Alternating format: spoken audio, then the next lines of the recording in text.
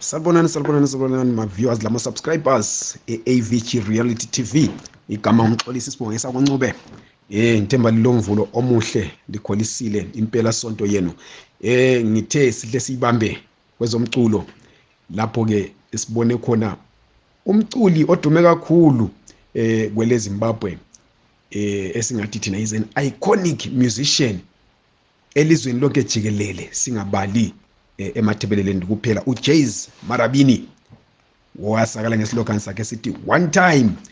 uJays liyazi ukuthi emalangeni adluleyo kube ngomunye ke wabaculi beZimbabwe abakhethwe ukuthi banikezwe imoto ngu businessman uVignell Chivayo omboneke eperformer trade fair eperformela umongameli welizwe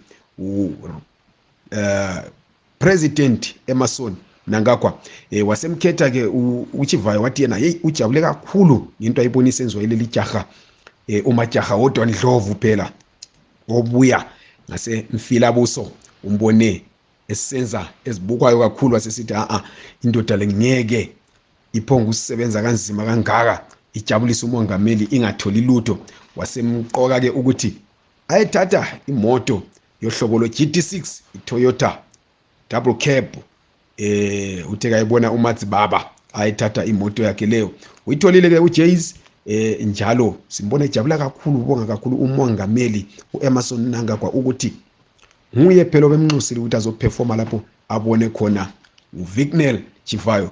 Siyambongela kakhulu uJays kukanti vele abantu abaningi abamaziyo lundoda lendlela azithobe ngayo ngendlela azimisele ngayo kwezomculo la ngendlela ale talent ngayo bebevele bemangela ukuthi kanti uJays uzoza abongwe nini ngoba phela umuntu kumele abongwe esaphila hathi ukuthi silinde ukuthi aqala yeke umculo kumbe aye kugoqwanya sesisala sithi uJays wayeyindoda uJays wayesazi into ayenzayo sesiqala ukumdlala sesiqala ukumfaka ama profile picture sithi lileli qhawe uChivayo uhlo wathi kambonge esaphila kukanti bekuyinto ebivele abantu abaningi bekhala ngayo ukuthi kanti uJays uzabongwa nini.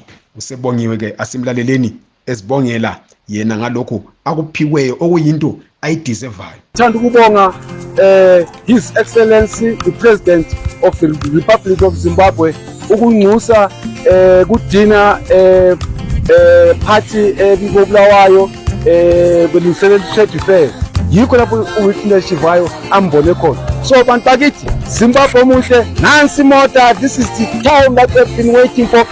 Imota kaJays Marabini iya koBulawayo. Jays one time nguJays Marabini ke lo esibongela ke njengoba libona imoto uyitholile useyishayela ke isiko Bulawayo vele. Kukanti siyalibongisa kakhulu leli jaha ngoba kwezomculo liyayazi into eliyenzayo njalo silidlalile indima enkulu kakhulu ekokuphakamiseni umculo waseZimbabwe. Sesimbone siyaperforma emazweni useperforme kubo Austria useperforme ngaphi kubo Germany yonke indawo seperformile ke uJays Marabini kukanti he really deserves lento ayitholile umfoka Ndlovu. Siyambongela kakhulu.